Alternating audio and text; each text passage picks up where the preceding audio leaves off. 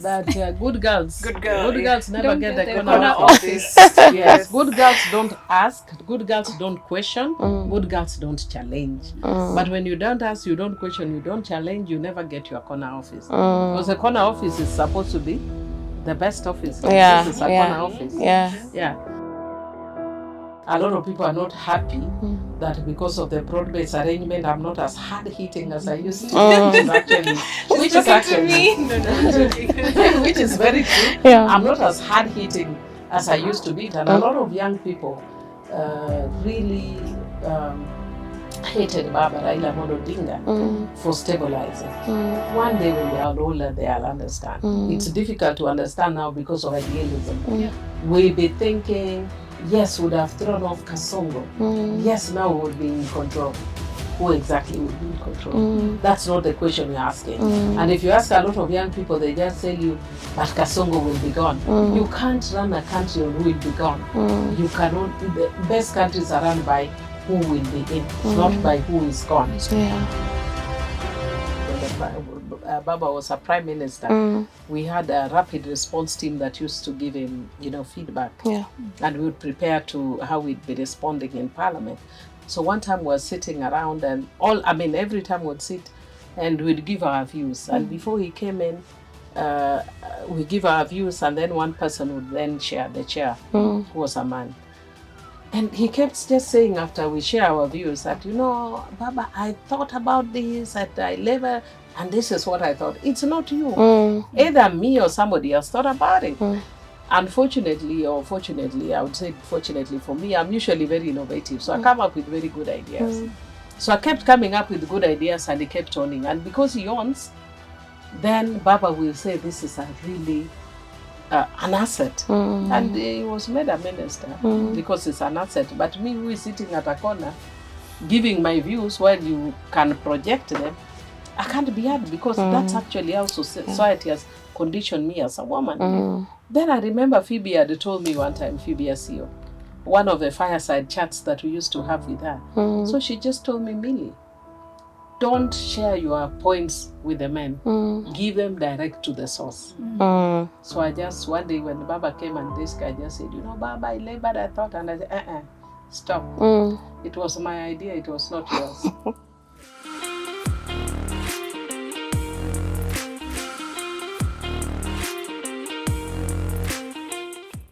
Hi everyone, my name is Elizabeth Adondi. And I'm Judith Juma. And welcome to the State of Her podcast, where we're moving past minimums to real equality. Today we have amazing guests with us who will be speaking to us about women in politics and specifically the cost and what it takes to be in leadership. We have amazing guests with us whom I will like them to introduce themselves, starting with the lady who is facing me, the beautiful lady. Thank you. So nice to be here, first of all. My name is Mariam Bishar. I am a journalist as well as a podcaster, an influencer, an avocado lover. I think that's very important for people to know. So if you have a farm somewhere, it's me you're looking for. But also just a woman who's passionate about governance and who wants to see a better Kenya. That's it. Karibu sana. Thank you. Sana. Interestingly, your outfit is green like the avocado. Intentional. Thank you so much, Bishar. Yes, I'm Millie Mabona, Member of Parliament, Suba North, and Minority Chief Whip. And unlike Mariam, I'm not really, what do you call it? Maybe I could say that if there was sunshine, if there was sunset or sunrise, that's more like my thing. Unfortunately, the only way I could show that is through an orange dress. Then it would look very party-like. But you come from the land of very beautiful sunsets. Yeah. The sunsets all across Homa Bay. I know, but I love sunsets anywhere in the world. Yes. I was just surprised that a lot of people don't appreciate. As much. Like I think, was it 3 days ago, I was driving with some people. No, my staff actually. And of course, most of them are security people. So I just told them, stop. We are taking a photo of that sunset and they're like, really? What for? And I'm like, it's so beautiful. They're like, really? What's so beautiful about it? But not people nowadays are used to that. I can be in the middle of something and I see an amazing sunset or an amazing sunrise, I will stop and take it. I love nature. I love water. I love sunset. I love sunshine. I mean, sunrise. Yeah. I wish I loved avocado. Most people. I don't love avocado. I don't love avocado. Is it the taste or no, the texture? Taste. I only love it maybe for my face. Yeah. Okay, I get for your face is actually really good. I love the taste. I don't know, there's just something about it. I think any meal can be elevated with an avocado. You know, whatever. It was in high school. It didn't matter if the food has weevils. If you add avocado, it makes it better. Perhaps the orange fruit would be something that you like because of the sunset, the sunrise. Not because of the sunrise, but I just love orange. Interestingly, during the banana orange divide, when the people who are supporting or opposing the constitution were given the orange and banana. And my younger sister loves bananas. And I love oranges, and we are staying together. So she would come every day in the evening with bananas, and I'll come every evening with oranges. So at some point, she had to be forced to stop buying bananas. And I was so happy. I'm not very, except of course the sweet kissy bananas. Those ones I like. Or the closest I love bananas is the cooked banana, matoke or the plantain. Now that I do love plantain and matoke I love. Lakini fat mandizi hizi upendi. I will take, but I don't like. It's not my thing. No.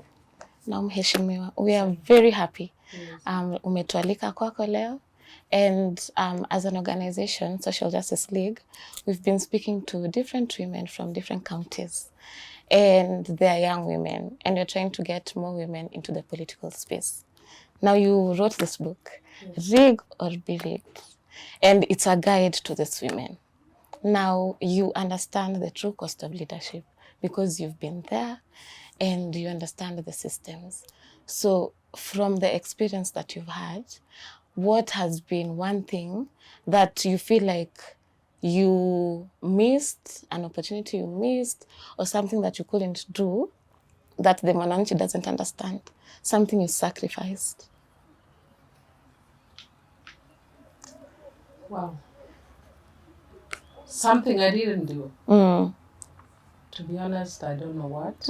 And the reason why I would say, to be honest, I don't know what, is because whenever I get an opportunity to work, not just at leadership, whenever I get an opportunity to work, I put 110%. And for me, if you look at it, I would look at it in terms of legislative representation and oversight.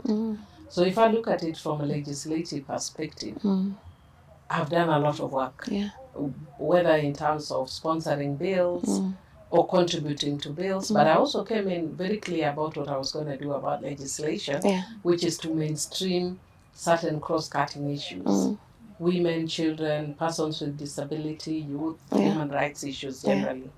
And so a lot of times, even if you listen to me today, speaking on the presidential address, I have to speak to some of those issues. I spoke about 16 days of activism. I spoke about the issues of sexual and gender-based violence. I spoke about human rights issues. Even though I'll speak about all the other issues, which, because you can see the psyche of a president would be more infrastructure. I built so many schools, I built so many roads, which is a good thing. But for me, beyond these roads, schools, blah, blah, blah, what is there in any bill that is related to the issues that I'm talking about? So if you talk about that, I've done excellent. I know most people don't rank themselves, but I can rank myself excellent. And secondly, even if you were to do an objective assessment, I can even tell you one of my staffers was asked by somebody to do an assessment they wanted to look at MPs who have done very, very well in promoting issues of children's rights. And then she came back and she said, oh, Mheshimiwa, you're actually number one. And she said, people will think I'm rigging for you. And I'm like, no, you're not. You can come and send somebody else to prove. From the moment I came into this parliament, I've been very clear. And Shebesh and I and the people who are nominated with us about the same time really shaped what people understand about nominated slots. Now I can see people understand. Before, a lot of people didn't really understand what that nomination slot was all about.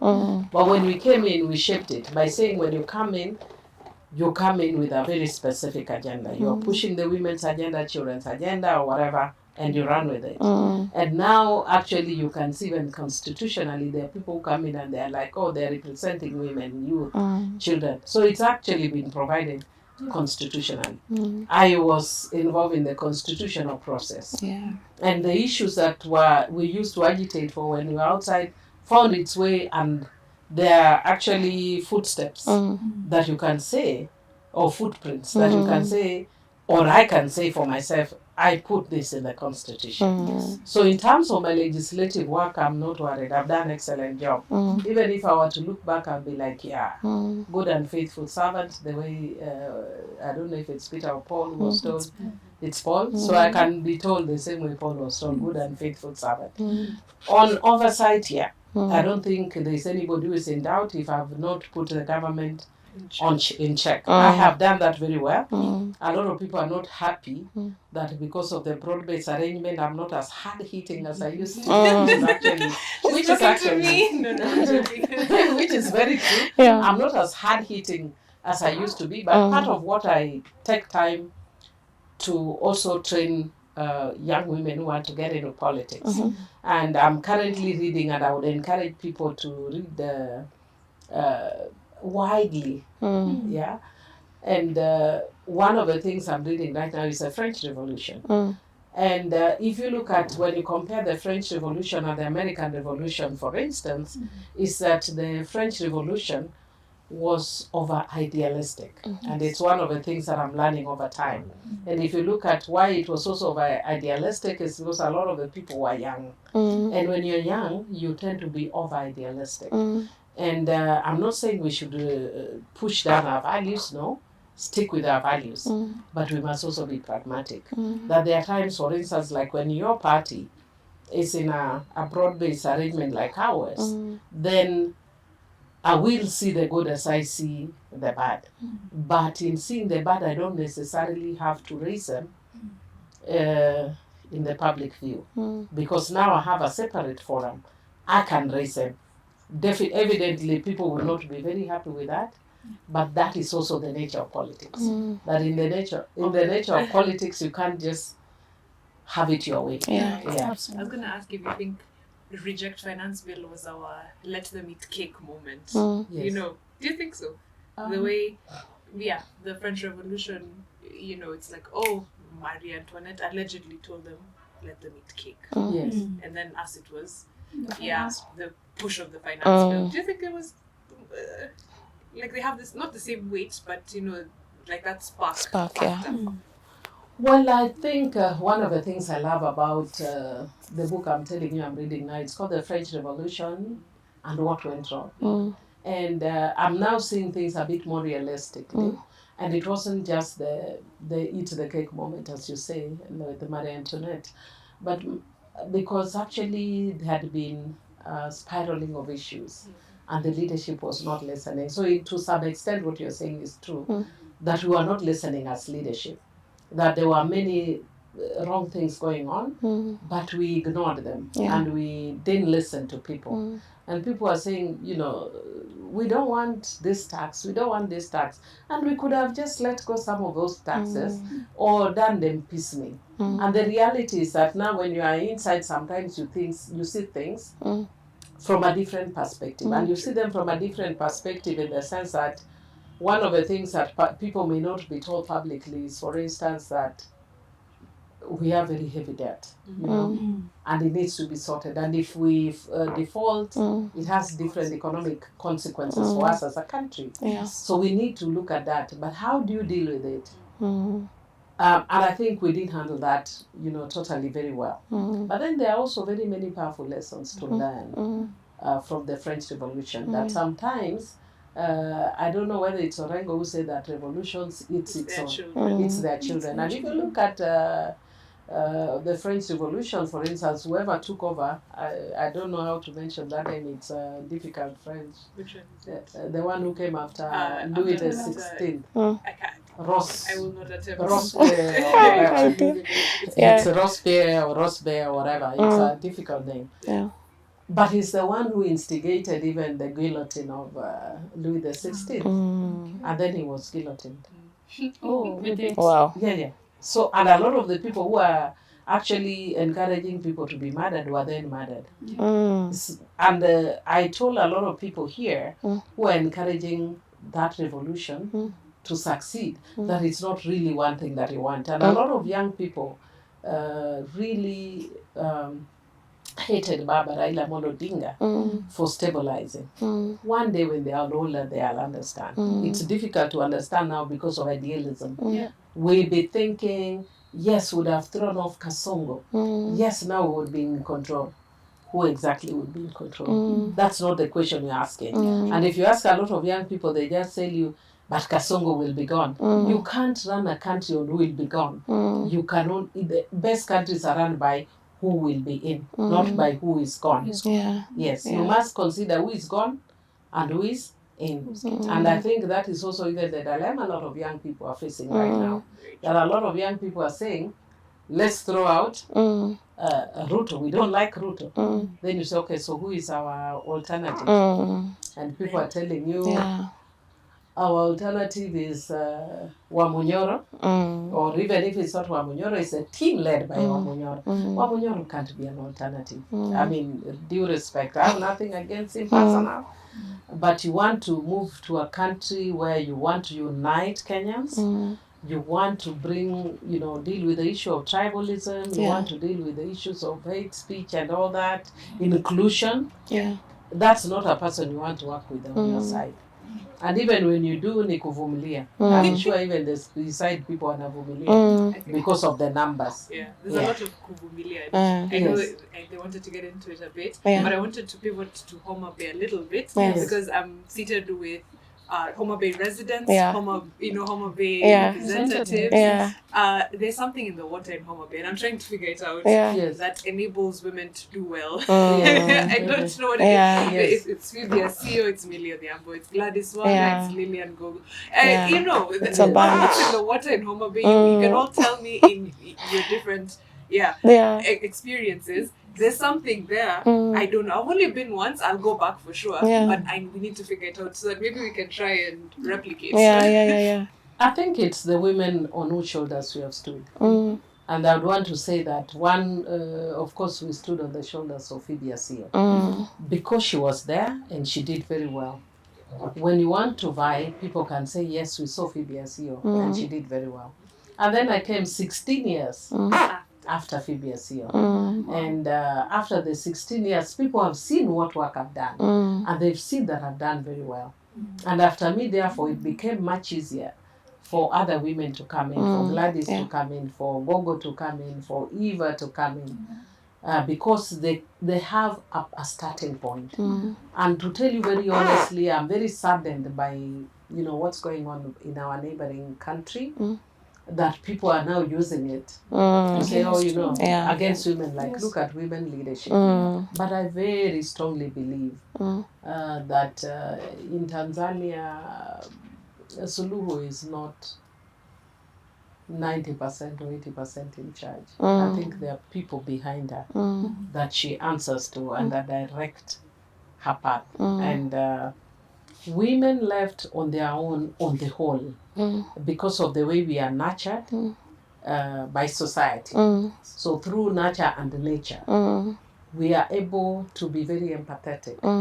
There are a few exceptions to the general rule, but on the whole, women feel and empathize. Like if I go to my constituency, the way I'll react to say, a sick person, it's often, I've seen it, it's very different the way a man will react to a sick person. Yeah. I may not have money, I'll come back and sell this chair to assist the sick person. A man will tell you, there are many sick people, they are all over the constituency, and leave it at that. Sio wa kwanza. But women, because of our nature and the way we are nurtured. You know, you said, our nurturing and caring roles, the natural motherly instinct, you want to protect, you want to nurture, you want to care for. So we tend to make very good leaders as women. And therefore, if one woman gets into leadership and does well, it opens doors.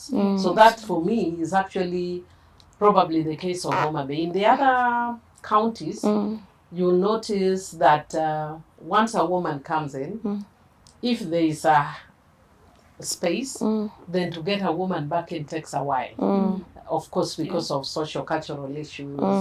Like even for me to come in, it wasn't easy. Of course, you'll be asked about your amigogo, you are not married here, where is your home, where are your children. You'll be asked things that men are not asked as much. Yeah. But then I wonder, then where is the balance? Because as you've mentioned, Suluhu and the powers that might be controlling the situation, now looking at party politics, when we've been hearing that women saying, you don't, ukiwekwa hapo ndani, now you have someone to report to. So how do these women find the balance? How did you find the balance? That you have something to say, but you're also following what the party is saying? Well, not exactly in terms of a person you have to report to, but the party has policies, and the party, beliefs. It has policies, it has beliefs, it has principles. Fortunately for me, my party generally has always had similar ideology like mine. So it has become very easy for me to toe the party line. But there are times when I thought the party wasn't going the right way, and I've called it out. In the past, I would call it out in public, but I learned part of what you learn in politics is you sometimes have to talk behind the tent. But other than that, on the whole, the party ideology and ours are the same. The challenge with a lot of our young people, you want to get into a party and be independent. Yet the Constitution gives you an opportunity to be independent. So if you don't want to be part of a party, just be independent. So I have a related question to that, because most of the challenges young women or women generally face is that they think about nomination and woman rep, because they look at these other seats as impossible to get. So how did you come out of that shell and say that I can go for any seat that I want, and not think about the bare minimums that women are given as a step to push them, and some are afraid to come out of the simple push that the Constitution has. And that is why it is, even before they get to understanding what a party does, once they are in that party, they are only thinking about, I'm here to only think about the small things that are available to them. I would want to say that maybe those small things are starting points. Like I started nominated. And because I started, fortunately for me, because I was doing a lot of civic work, so I was already known. So even I was attractive to the party because I was already known for doing civic work. But now when I got into the party, it even gave me a much bigger platform. Like if you look at somebody like Irene Mayaka, you look at somebody like in Senator, what's her name? I'm forgetting her name. The one with the disability. Crystal Asige. So if you look at Crystal Asige, you look at Mayaka, and a few of the other nominated. And all nominated come out very differently. But there are some who leave a mark that when they go back to look for seats, like me when I went back, I took that opportunity to raise concerns about issues that affect communities. Like now, one of the people who work for me actually raised an issue with me about Makongeni, because she lives in Makongeni. I've already raised it in Parliament. But I kept doing that even for Suba North.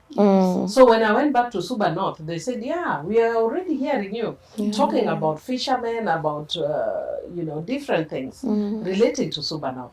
So that platform, when you get it, use it effectively. Unfortunately, some people come and get caught up with the title and with the authority and the fanfare that comes with that leadership.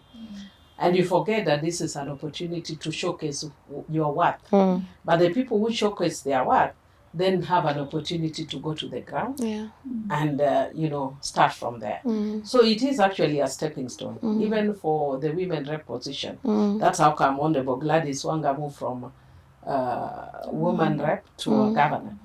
If Gladys had not gotten that opportunity, which is affirmative action, I can tell you it was going to be very difficult for her to come from nowhere direct to be a governor. So it was going to be very difficult. I don't think we can, because if you look at the number of female governors we have now, I really don't think we'd be anywhere close if the women rep position didn't exist. And sometimes I hear people talking about, let's abolish this women rep. What are women reps doing? And I'm like, if for no other reason, it's this. It's a pipeline. And it was the main reason. That was the main reason. Okay. To give women opportunities.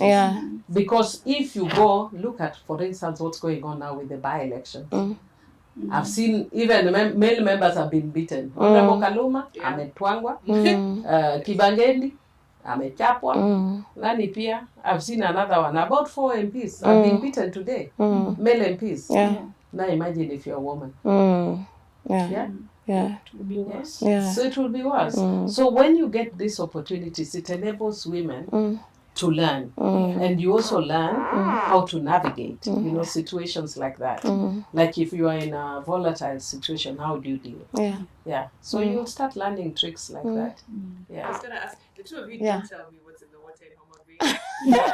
We're also trying to figure it out. That's why we went back to Homa Bay. That's home. That's Shags. Because we're trying to understand how then do we bring all other counties to where Homa Bay is. And I think the other one is Nakuru now. Nakuru is number one actually. Nakuru is number one. And then number one, we are kind of...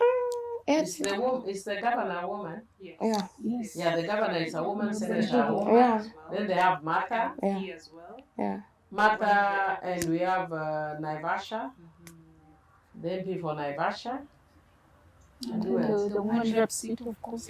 No, the woman rep is equal to all of us. I can't remember. So we can't. There's at least 4.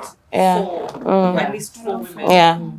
Governor, senator for sure, and then maybe 2 MPs. That's what I can't like. I know there is Martha, and then there is the MP for Naivasha. I don't know who the third MP is. But still, we're doing it's good. Then, so we've been thinking about mentorship. You've mentioned Phoebe Asiu, you've mentioned Rachel Shebesh, who was with you, your friend, in the political space. How did you create that support system? Because it's not, I can imagine it's not easy. From what we've seen, even with the violence, to Siwa, how did you do it? Like a step-by-step guide of how to create that system. Of support?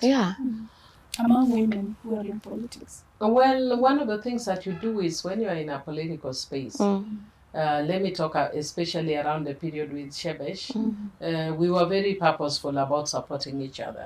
Of course, first from Kewopa, but then you must have also a smaller group of people who support you. And then you must also have both within the political space of elected women, but also outside. You must have a team that sort of covers your back, that are able to guide you, etc. Like I remember there was a time, I can't remember what happened, and my sisters knew I was very mad. And so they knew I was going to rage. So they just came and stole my phones. So I wanted to rage, but I have nowhere to rage. So they just said, whoever, I remember they were calling and they said, who is near Millie? Grab her phone. She's raging. So they say, grab her phone. But then I tell them, sometimes I need to rage. My trick is you rage on your notes or somewhere or on email, you write it to yourself so that you could talk it, and then so it doesn't go to no one will see it except you. Or if you like writing, write, and then burn the paper. So that's why I'm actually more active on Facebook. Because if I was on X, I would ban X. Because the things I write, by the times I write on Facebook, then before I post, I'm like, okay. Let me think about this one. But you see X, because it's short, I would be banning the country. I just But I write in my notes app all the angry things, all the bad things, all and then when you've exhaled, delete. Even tweets sometimes, because but in politics, I've also discovered sometimes that raging. It's also good sometimes because it shows you in your true self. If I'm mad about something, I don't need to be politically correct all the time. Like if something is bad, it's bad. Like for instance, right now I don't like the violence that I've seen all over. And so I was like, okay, so I'm in Broadway. Should I say that it's bad? Should I not say?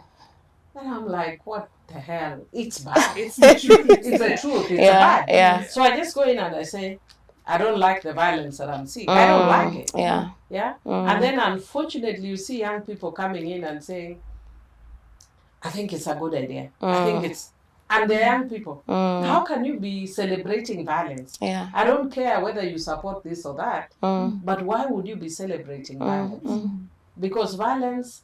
Just like I was telling you in the French situation, if I normalize it today, when it is visited upon me, it will also be considered okay. So we should never find violence okay at any time. And sometimes, like when I see somebody who is such a, a terrible person, and something bad happens to them, my first reaction is, serves you right. Well, those are the ones that I will not put. Because those are things I'd be like, okay, serves them right, but is it really good? It's not.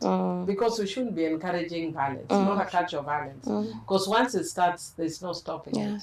In the French Revolution, they said more than 1,200 people in Paris alone were killed. But now if you looked outside Paris again, there were thousands of people were killed, but not documented. When do you stop? When you start the violence. So how do we bring the mentorship element? Because as you've said, we have these Gen Zs here who need mentorship, and now we have people like you who are experts in this field. So how do we bridge the gap? There is purposeful mentorship, and there is what I would call them accidental or whatever mentorship. Like, say somebody who follows me, like me, the way I followed Phoebe, she didn't have us following her, but I followed her life, I followed what she was doing. So I got mentored through her life. But there is purposeful mentorship where I take somebody under my wings. And like now I have a student from, is it KCU University? All she wanted was to learn from this office. Unfortunately, she came when we were too busy, so I've not really had time. But now you have a case where then somebody shadows you. Or there are people who want to get into the political space, for instance. Like Winnie Nyandiga, who was a student leader. I helped her through getting into student leadership by her telling her, this is what you need to do, this is what you need to avoid, blah, blah, just step by step. And then now she wanted to get into politics, and I told her, shadow me, and she did. And what she saw, she said, I'm not ready. Because you need to be realistic about, know the reality. When we were doing, there's a time Baba was away, so when he came back, the Baba while you were away thing. So when Baba came, and we drove in, we were driving into the city. And a journey that normally takes 30 minutes, we took more than 6 hours. And there were people who were being shot next to us and were dying as we watched. And she said, this is politics? And she says, I'm not ready. She says, I've seen it. Both materially and resource-wise and all, she could see how much money I was spending in a day. There are times I can go in the morning with 1 million, by the time I come in the evening, there's none. There are times I spend 300, but I can't go to my constituency on any given day, if I have less than 300,000, that I'll go, hiyo naenda asubuhi nikitoka. You must have at least 300K. So she saw that and she's like, okay, so how do you manage? So she said, wacha nitafute pesa kwanza, niwe ready. But also in terms of, like you see what Boyd was going through, people are telling her, can you speak Luo? Fortunately for him, he was learning Luo on the, as he was jumping on the campaign trail. And if I compare the Boyd that I saw at the beginning and the Boyd now, he's really improved. But now, if you are somebody who is struggling, say, with your language, then you can spend time now learning as you go along. But when you shadow somebody, then you are able to. So then there is also purposeful where you train. So I do a lot of training as well. There's something you mentioned. Oh, sorry. And how do women access, for example, your training? Is it that, for example, for Winnie, she intentionally found you, I assume? Yes, she did. But we have women who come mashinani, they don't know how they can access Mheshimiwa. Well, normally we do trainings through different agencies. Like we do trainings through a mentorship program with Kewopa. We do sometimes I run mentorship programs on my own, like I think, was it early this year or end of last year? Right. Which I just sent out a notice and said whoever is interested. And people answer to it and they do it. There was one I was supposed to do online, but then we got caught up, you know. But I normally make time just to do for myself. I run an institute called the Maiden Institute of Leadership, Law Innovation and Entrepreneurship, which is the Millie Institute. And under the Millie Institute, I have a mentorship program specifically, for young people. That's absolutely wonderful to know. Right? Yeah. I was just thinking through what you mentioned about some of these political challenges. I think there's sexism and then there's sexism when you're in politics. You know, there's patriarchy, then there's patriarchy when you're on a platform. Yes. I don't think there's any way to foolproof your way against it, but I'm just thinking out loud here. If, for example, a member of parliament has, can I say sex tape, I'm Tani Judge, leaked, versus if Honorable Millie's bra strap is seen, I promise you the bra strap will be a bigger story somehow. You know? I don't know. It is what it is. Are there ways to foolproof yourself from the effects of that? Or I'm just trying to think through, because of all the things that you deal with, pesa, kila politician anahitaji pesa, but then there's those things that only you and the women in parliament know. One of the courses I train women is really about having a solid self-concept. And having a solid self-concept basically means a very positive self-awareness, believing in yourself, seeking no approval from anyone. So that therefore means if my staff falls and you have a problem with it, I'll be like, your problem, ni bra yangu ama ni yako. You have to fight to be, actually for me, the first thing you should do as a woman, if you're getting into political space, is to learn to have that solid self-concept. If you don't have it, don't get into that space, because it's going to destroy you. Right now, somebody was telling me, you know, there's a woman who said, and one of my friends shared, and people were really commenting, and somebody said, share this with Millie Odhiambo. No, she actually said, why are you being vague? Just address it to Millie Odhiambo. And the issue was that whenever I talk, I tell people, you do out here, you do out check. Yeah? And then I say, I check. You know? So she says, why are women using sexual language? Yeah? In the campaign trail, and that's why people actually then demean you, blah, blah, blah. So actually, in response, I just put on my page and I say, for those who speak Luo, what does check mean? What does check mean? And check has many meanings. One is you are short. 2, it is ripe. 3, you are horny. So why do you, if I say Uchiek, why do you think It's on That is it's only automatically? And it's not Or true. you are ready. Wow. Yeah? Yeah. So me, when Yeah. I go to the podium and I tell people, Joturwa Uchiek, Mm. I mean, are you Are ready? you ready? Yes. And they tell me, what, yeah, we are ready. Mm. So why in your mind would you be thinking that if I'm talking, it has to be sexual? Says something about what's in your What's mind, in your mind. as opposed to what's being So Yeah. a friend of mine was Yeah. telling me today, you didn't see somebody responded. Mm.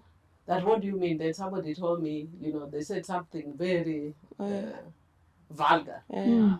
I will respond. Yeah.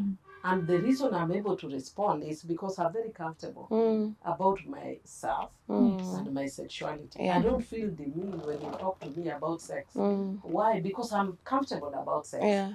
The reason I'm comfortable about sex is because I have sex. If anybody thinks I don't have sex, are you nice? Because my name, the prefix in my name is Mrs. So if I'm Mrs., I did not become Mrs. to be praying every morning at Mr. Sit today, I pray for you. Yeah.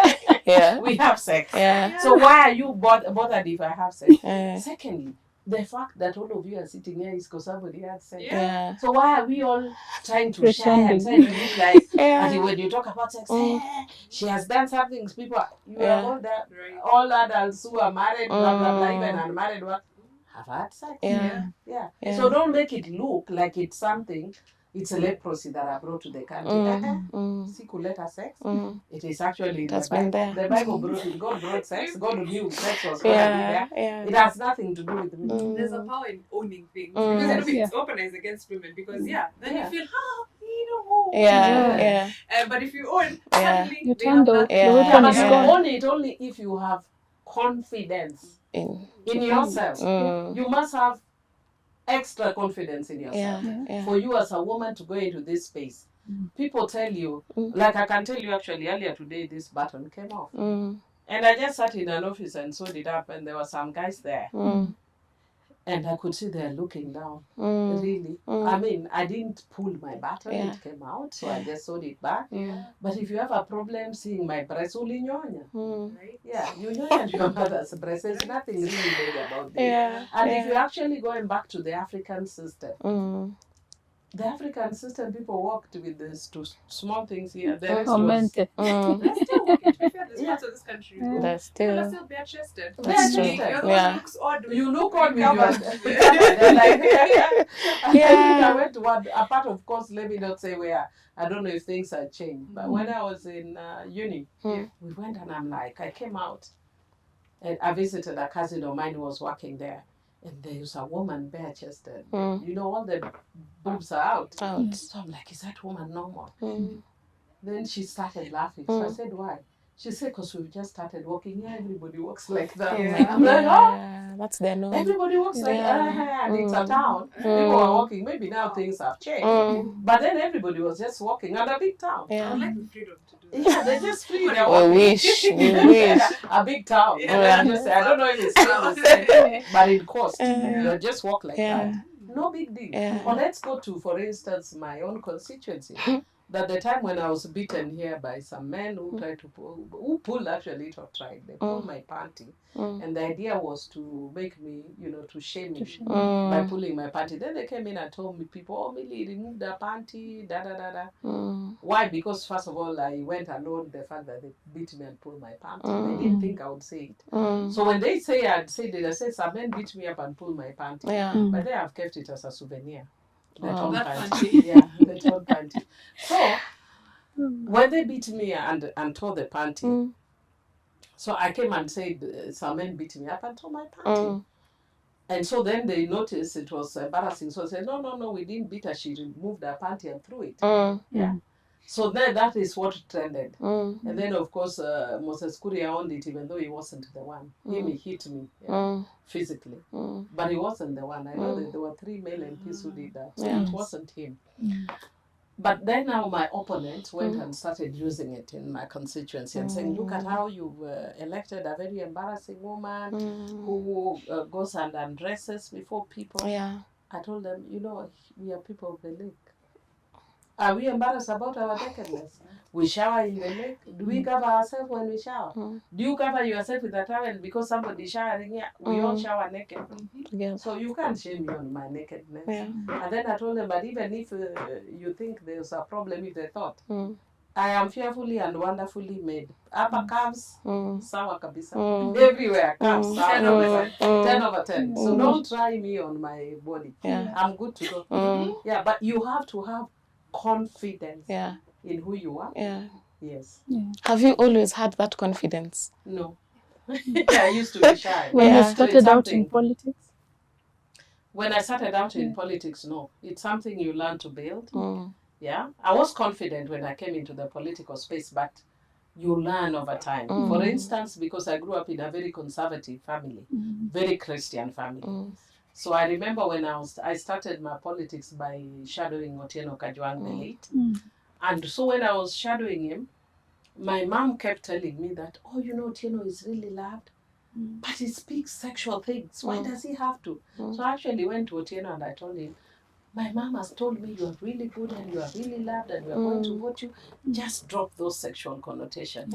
And he told me, yeah, Millie, I'm going to drop it. And we went to the next rally and he started with the sexual. And I was like, what? So you build, you learn to build a thick skin. Yes. And at some point, you must also learn to also dichotomize yourself. So there is Millie in the public. And Millie in the private. So I'm not necessarily the same person in the public and in the private.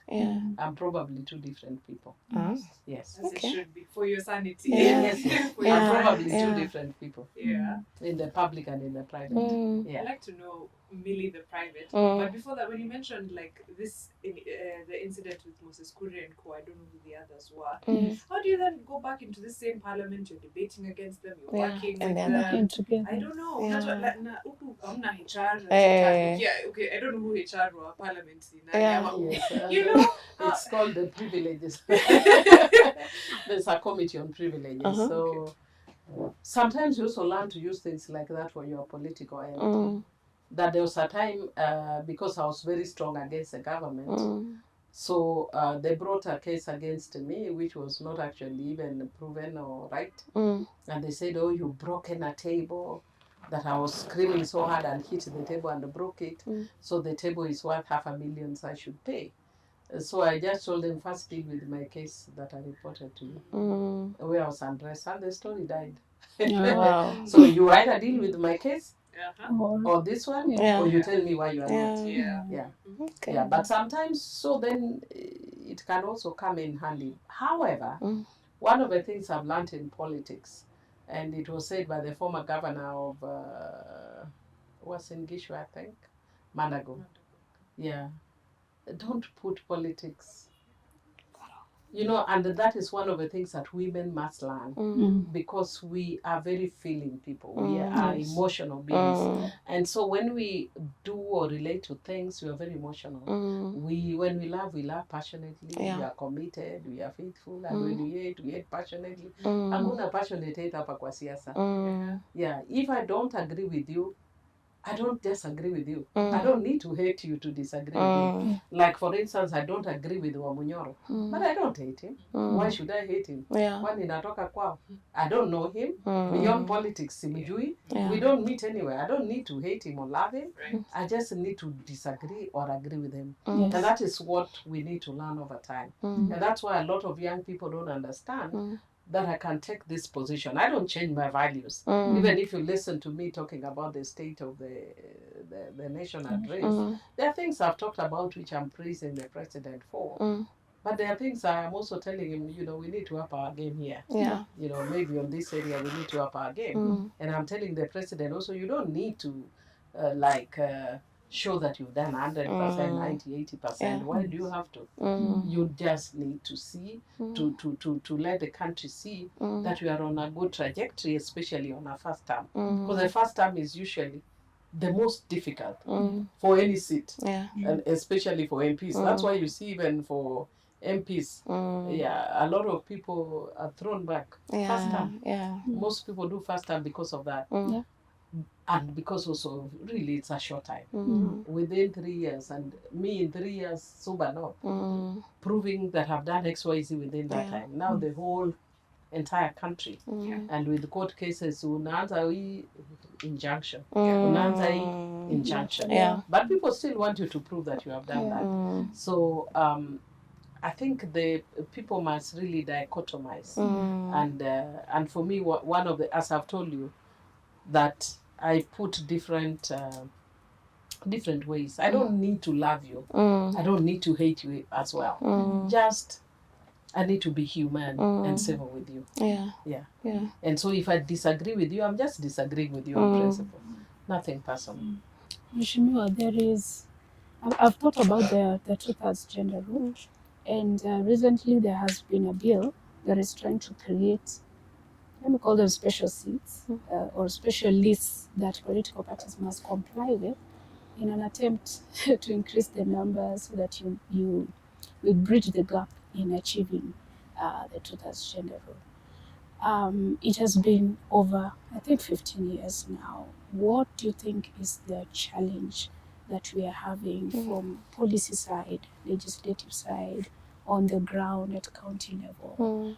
Why is it so difficult for Kenya to achieve this when countries like Rwanda have surpassed over? Perhaps the political context is different. But what do you think women need to do so that we have this, perhaps at the ground level, do something, or maybe at policy level? You're a policy maker now, you're a legislator. What do you think needs to be done, and why is it so difficult for us to get to what we are aspiring to? The first thing we need to do is to change the make of humanity. So that we are not discriminatory against women. Yes. So it's just about who we are as humanity. For a lot of places, women are discriminated. Especially within the African context, women are discriminated. And because women are discriminated, you find there are cultural practices and norms that relegated women. Like recently, my house manager was telling me, she was serving somebody some part of a chicken, and she was saying, oh, but you know, this part in my community, she's not from my community. So she says, in my community, this part cannot be eaten by women. And then she also then says, and we have also been told it can't be divided. And I said, so who said it? Is the man who said it cannot be eaten by women, and the men who also said it can't be divided. So why did they want? They wanted a delicious part, and they wanted to eat it themselves without women asking for it, and they don't want to divide it. So you create a cultural story around how it is. There is a cultural norm around it. I don't like bring it, I eat it to see what we do, and you bring it, we eat it, and there's nothing that's happening. And when you become exposed, you discover that all these things change wherever you go. For instance, recently I put on my Facebook that I refused to dowry to be paid for me. And guys are like, no. In fact, some of my very serious friends call me and they're like, that guy must bring dowry, and I'm going to sit you down and I'm going to explain to you why dowry must be paid.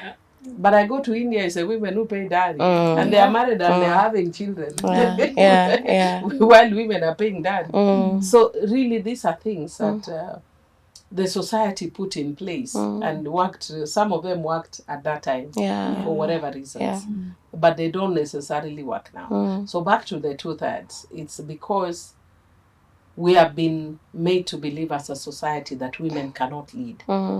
And so because of that, when we see that we are creating seats for women, the society will react and will oppose. Then people will say that how come then again sometimes it's women who oppose this? And it is true. Sometimes women oppose this because again we've been conditioned within the system that tells you I'm not enough as a woman. Why should I push myself forward when there's a man? Yeah, and it comes in very many subtle and also subtle ways sometimes, very overt and covert ways. Like I love giving this example that when the Baba was a prime minister, we had a rapid response team that used to give him, feedback. And we would prepare to how we'd be responding in parliament. So one time we were sitting around and every time we'd sit and we'd give our views. And before he came in, we give our views, and then one person would then share the chair, who was a man. And he kept just saying after we share our views that, you know, Baba, I thought about this at I level, and this is what I thought. It's not you. Either me or somebody else thought about it. Unfortunately, or fortunately, I would say fortunately for me, I'm usually very innovative. So I come up with very good ideas. So I kept coming up with good ideas and he kept owning. And because he owns, then Baba will say this is a really an asset. And he was made a minister because it's an asset. But me who is sitting at a corner giving my views while you can project them, I can't be heard because that's actually how society has conditioned me as a woman. Then I remember Phoebe had told me one time, Phoebe Asio, one of the fireside chats that we used to have with her. So she just told me, Millie, don't share your points with the men. Give them direct to the source. So I just, one day when Baba came and this guy just said, you know, Baba, I labored, I thought, and I said, stop. It was my idea, it was not yours. And everybody turned and looked at me and they were like, you could see in their faces, they didn't comment, they were like, you're being paid. You know? And I'm like, I'm okay being paid. I let Baba know it's my idea. And after that, he stopped. This guy stopped acquiring my idea. He didn't even think about it. It was normal for him to just acquire our ideas because in any event, you're women. So this is a society. What do they call it? You're told you're being, if it's a man doing it, like unajituma, you know? Yes. If it's you, it's petty. It's petty, but if you're a man, unajituma. So as women, we must also learn to jituma. But in this issue of 2/3, that's basically the issue. The issue is that people don't want to women in leadership. Women, we have been nurtured to believe we can't. So who opposes? The same women. Yes. As we wrap up, I wanted to look at now your private life. We have seen many women go through divorces when they get into politics. But for some reason, you have had a successful marriage and we can see it in the public. So can you advise a young woman who is getting into it, is in marriage and getting into politics, how do you find the balance? Well, the balance is, first of all, negotiate with your spouse right at the beginning. Let them understand what it entails and let them agree that they can walk this journey with you. And every time when you have engagements, they need to know. And for example, there's one example that I gave it first in detail when I was in my book, but then I toned it down. After my mother died and some people came to see me, and we'd had a series of many deaths very close. So the church people came to pray for us at home. And while the church and my family had gathered, a group of women came to see me. So I went to see them so that I don't keep them waiting.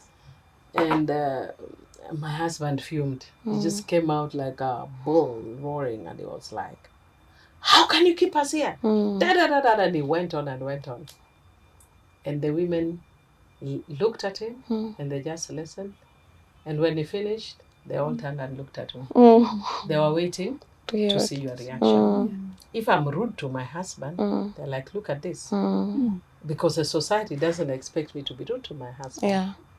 So I just tried to calm him. I said, it's okay, I'm coming. It's okay, I'm coming. And after a while, then he noticed. Then I came into the house. And I went and locked myself in. It was at my mom's home. I locked myself in for more than an hour. Until now, they're the ones who are worried. So when I came out, I told them, we have to agree. Who is the public face of leadership? You cannot challenge me in public. That is a no-no. And I said, if it's not working, agree, we have to agree. Because if I am going in that space, I need my family support. But if you don't think I need that family support, let's agree. Why? Because I've seen women. There's a woman who was with us here. The husband was the one doing everything in CDF. She was thrown out because of that. Because he didn't believe like she's a leader. Secondly, there are some, still the leader, your husband wants to emasculate you in public. I know 2 women, very prominent, even one very prominent up to now. The husband would just come and start beating her in a public space to show Mimi ndio. Yeah. Because there are also people with a lot of insecurities. Yes. But it's an ongoing conversation. Yeah. Also be informative. Like sometimes when I'm staying late, you know, politics changes. Like I can tell you today we're having this meeting. Yeah. Then it just changes like this. Yeah. I can be telling you I'm in Mombasa, but I end up in Turkana. Or I can tell you I'm in Mombasa, I end up out of the country with the president. Do you understand what I'm saying? You just need to engage. You need to be clear. It has to be an ongoing conversation. When you're in the public, affirm the man in your life. However, especially for me, because my husband is not the politician, we decided that he keeps back. So he is in the background. Yeah. Negotiated democracy at home. How to negotiate democracy at home. It worked fine. It works fine. Yeah, it works fine. I wanted to know, lastly, I think so we use big English words to describe things that have existed for a long time. Yes. You know, like feminists, I think, have existed long before. A very long time. Yes, before the word came to be. Who are those women in your life, or even, you know, that in your interactions that may not have been called feminists or may not have known the term, but for sure they are? My mother and my grandmother, and even my grandmother, paternal.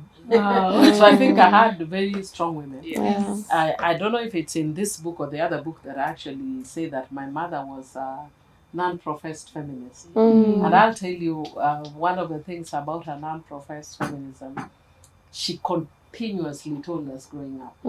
You know how this Vumilia story, that if your husband is beating you, Vumilia, your husband is mistreating you, Vumilia. My mom had no such nonsense. She told us, and because my father died when we were very young, so she raised all 8 of us on her own. The first one was in class 7, so she raised all of us on her own. So she tells us that, she used to tell us, she's deceased now, and she used to tell us, the man didn't get you off a tree. So she'll be like, the man didn't pluck you off a tree. He got you from somewhere. Kama ni mbaya, rudi nyumbani. That's beautiful. Even if you have children, she says, I raised you with 8 children. Don't think 2, 3, 4 kids. Siwezi manage. So my mom was very feminist. But also, I think it's also her early interaction with women's organizers. Even though they were more economic, like Maendeleo, she was in Maendeleo, child welfare, and all that.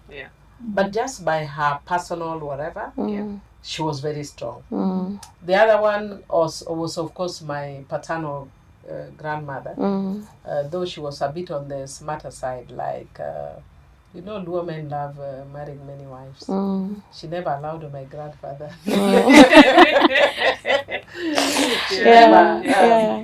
And it was just to Kora, she would show them dust and they throw disappear. them out. So she was what are they called? What alpha? Alpha female. She was a female alpha. So I had a lot of female alphas. My grandmother on my mother's side, my grandmother on my father's side, my grandmother on my mother's side. Unfortunately, bore a lot of violence, which my mom used to say. My grandfather used to be very violent, and many of the women left. But the strength I saw in her was the strength of resilience, where she said she is educating her children, and she educated her children, and she went through so much to educate her children. So when we were growing up, she became very protective because of that, even though herself she was... My grandfather was very nice. He was just raised an African man who thought he needed to discipline, you know, on my maternal side. But my grandmother was a very strong woman. On my dad's side, wow. Fire. I like that your mentorship started actually at home, way before you came into the political space. Yes. What advice would you give to women who are young in politics and those who are just getting into politics? Well, I've given different pieces of advice, even as you go on. Yes. But of course, one of the ones which I've told you is believe in yourself. That's the first cardinal rule. Don't get into political space if you doubt yourself. Have self-confidence. Do not seek affirmation. Because if you get into these spaces, that's why a lot of people wonder how I'm able to be responding to my own Facebook. And I'll take you toe to toe. Ukisema mi pia nasema, ukirusha narusha. Because I'm very confident about who I am. So if you tell me your leg is crooked, if it is crooked, I already know it's crooked. I tell you, yeah, I know it's crooked. Yeah. If you tell me my leg is crooked and I know it's not, I tell you, who gives a damn? I know it's not crooked. Yeah. So I'm not seeking any affirmation. Get into the political space knowing your strengths and your weaknesses and accepting your strengths and your weaknesses so that I'm not seeking validation from anyone. Don't look for validation because political space is not where you get validation. Yeah. It's actually the space where people try and take that away from you. You will be demeaned. Yeah.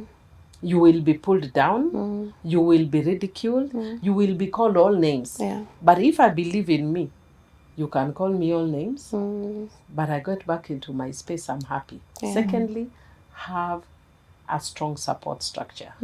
Like for me, my family is a very strong support structure.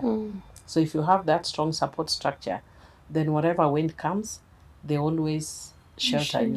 Yeah. Mr. Speaker, I wish to start by saying that one of my favorite books is Good Girls Never Get the Corner Office. Mr. Speaker, this is in response to what you are telling me earlier in the morning when you are urging me to be a good example to the girls, the younger ones who are doing their first term. Mr. Speaker, if they are good girls, they'll never get corner office. Be as bad as Millie Odhiambo, you will be the mother of this house. I am a bad girl, and as a bad girl, I'm here serving my 4th term. So do not be cheated like the African culture where you are told have decorum, dress nicely, be kind, be nice. I'm telling you, you will go nowhere. Be a bad girl like me and you'll get somewhere. That good girls never Don't get get the the corner corner office. Yes, good girls don't ask, good girls don't question, good girls don't challenge. But when you don't ask, you don't question, you don't challenge, you never get your corner office. Because the corner office is supposed to be the best office. Like Yeah, this is a yeah, corner office. yeah. Yeah.